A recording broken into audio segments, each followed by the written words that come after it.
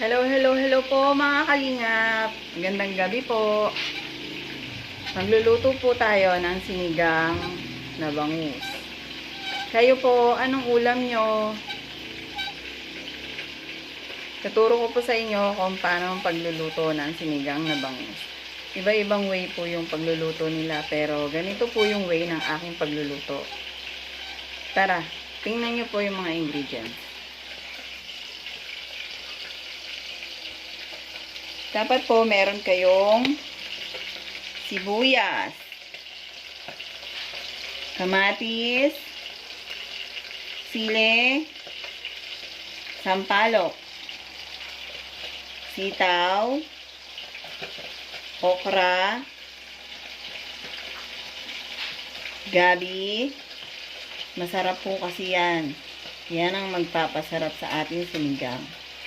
Siyempre, hindi mawawalang ating pambansang isda, bangus, at kangkong. Hindi nyo napansin, nasa huli siya. Kasi sunod-sunod po natin yan isasalang. Una po natin isasalang ay sibuyas, sili, at kamatis. Kapag kumulo na po yan, kasabay nitong sampalok, ilalagay na po natin ito. Next, magkasabay po itong dalawa.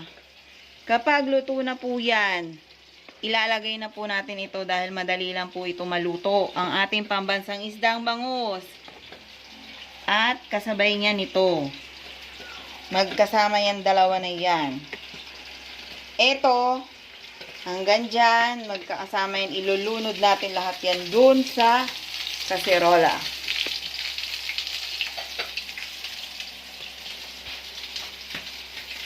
Una pong gagawin nyo, maglagay po kayo ng tubig sa kaserola ng 6 na baso.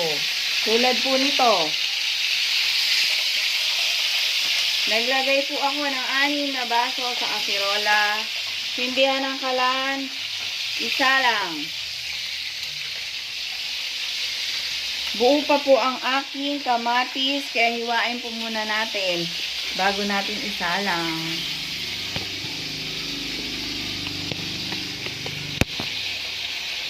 Stay lang po kayo dyan.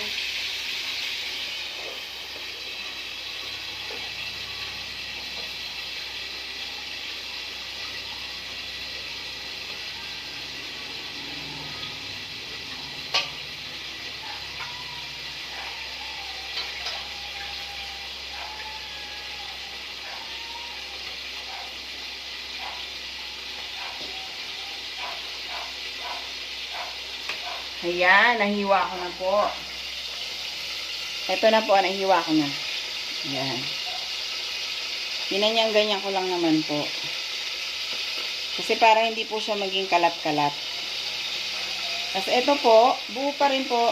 Hiniwa ko lang siya sa gitna para pag kumulo po, maanghang siya, masarap. Ngayon po, ang gagawin natin, sasalang na po natin siya sa kaserola na ating isinalang. Tingnan nyo po, ilulunod ko siya lahat sabay-sabay. Una po, sibuyas. Lagay po natin. Kamatis. 3 kamatis. 4 na sili. Gusto nyo po 5, pwede naman. Ang ating hinugasan maigi na sampalok, pampaasim, at itong okra. Lagyan na natin yan. Ilunod na rin natin to.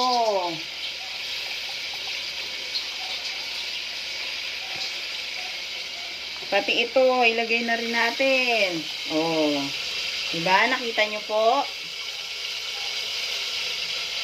Antay lang natin kumulo yan.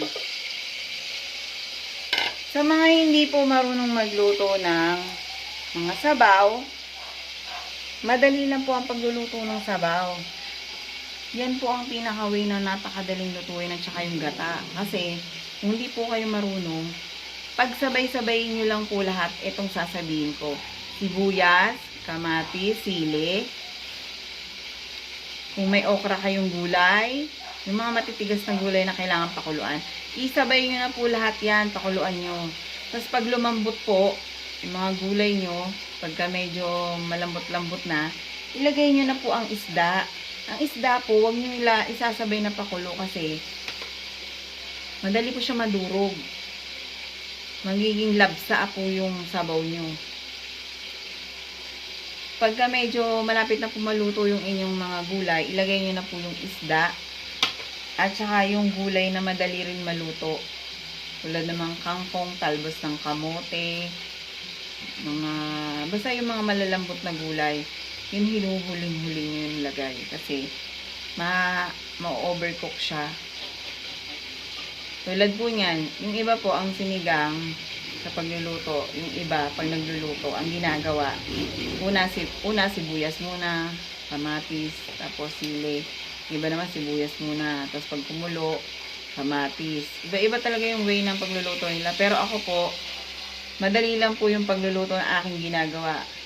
Sinasalang ko po lahat yan. Lahat po na ipinakita ko sa inyo, yung sibuyas, kamatis, sili, sampalok, okra, sitaw, at gabi. Sabay-sabay ko na po yung pinakukuluan. Kapag ka half cook na po siya, yung medyo luto na, saka ko na po siya ilalagay yung isda at saka yung kangkong.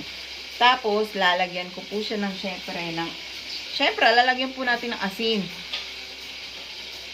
Tapos, paglagay natin ng asin, syempre, tansyahin natin, tikman natin kung okay na yung lasa. Baka naman po nasobrahan na ng alat yung kalalagay ng asin. Iba, lagay ng asin, hindi daw kasi sinabi kung ilang takal. Tatansyahin nyo na lang po. Pero sa akin po, ang nilalagay kong asin, makikita nyo po ito, yung takala ng pang baby, yung sa gatas. Isa't kalahati po nito lagi ang nilalagay ko, or isa, at saka sobrahan ko lang po ng kalahati kapag kakulang pa. Ganun lang po, karami ang nilalagay ko asin. Ito po yung sa baby, takalan, para hindi po ako nasusobra sa asin kapag naglalagay. Ganun lang po. Tapos tikman nyo kung okay na. Kapag hindi pa, ang gagawin nyo, lagyan nyo na lang ng magic sarap kapag hindi nyo gusto yung lasa niya. Kasi kami, ang gusto po namin, magluto ng natural. So, lalagyan lang po namin yun ng asin. Titikman ko po kung okay na. Okay na po sa amin yun.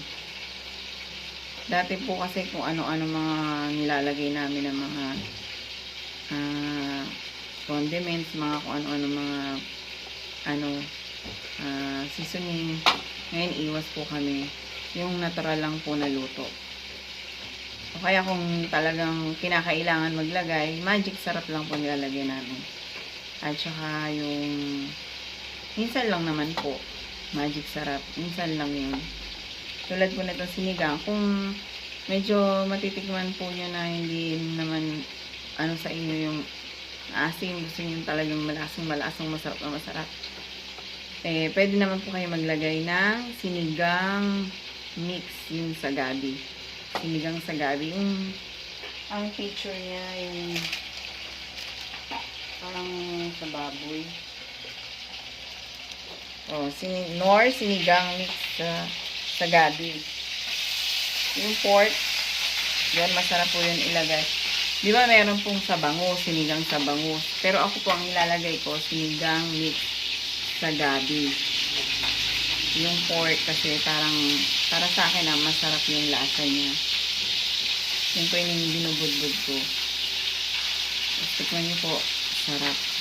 Kahapon po nagluto ako ng tinola. I-vlog ko na po, kaya hindi na ako nag-upload.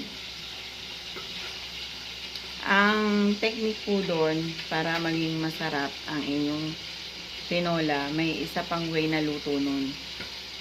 Medyo maasim-asim siya. Pagkagisa nyo ng sibuyas, bawang, kamatis, sibuyas, kamatis, bawang, tsaka sili. Lagay nyo yung manok, tapos yung luya. Medyo pakuluan nyo lang muna ng konti para matanggal yung langsa. Lagay nyo na yung sayote. Medyo konting isa. Ilagay nyo na yung tubig. Pagkalagay nyo ng tubig, lagyan nyo po ng Knorr chicken. Tapos, kalamansi, mga 4 na piraso or 5. Tansyahin nyo lang yung asin na gusto nyo. Tapos, syempre, may asin, paminta. Huwag nyo kakalimutan. Ay, grabe. Sobrang sarap po. Sabihin nyo po sa akin kung hindi masarap yun. Masarap po yun. Sobrang sarap po. Huwag nyo po lalagyan ng magic sarap ha. Knorr chicken lang po.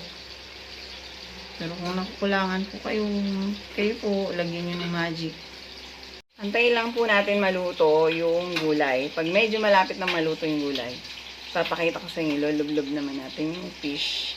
Yung pambansang check na po natin kung malapit na maluto ang mga gulay. Ayan, malapit na po. Maglalagay na po tayo ng paminta.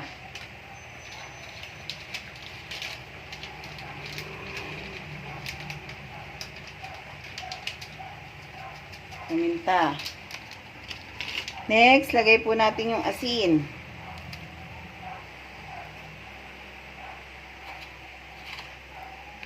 Isa't kalahati. Next, ito na yung sinasabi kong pambansang isda. Lagyan na natin yung fish. Isda. Ayan na. At, syempre, yung kangkong. Ilagay na rin natin yung kangkong. O, diba? Napakadali lang. Sinalang ko lahat ng sibuyas, kamatis, sili, sampalok, talong, sitaw, at gabi, pinakuluan. Nung lumambot, nilagay yung bangus at saka kangkong. Paminta, asin. Konting halo-halo. Tikman. Pag okay na yung lasa, done. Pag kulang pa rin, lagyan ng sinigang mix. Dagdagan ng konting asin. Tikman. Sarap. Pero pag gusto niyo yung mga natural lang, okay na yung tinuro ko. Pero yung iba, gusto nang talagang malasa. Pwede mong lagyan ng sinigang mix sa gabi, yung pork. Mas masarap yung lasa nun. Kaysa yung sampalok na yung sinigang mix na sampalok. Sobrang asin kasi. Pero yung iba gusto nun eh. Pwede naman po yun. Titikman na po natin.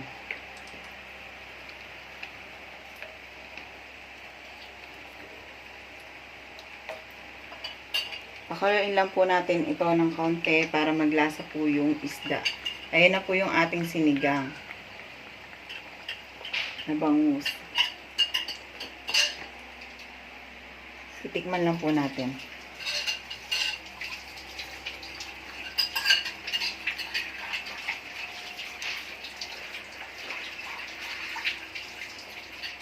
Pasensya na kayo sa panandok namin.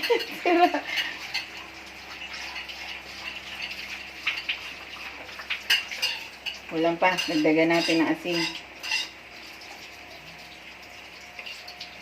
Ayun po yung sinasabi ko. Tansya-tansya lang po. Para pag kulang, dagdagan na lang ng asin.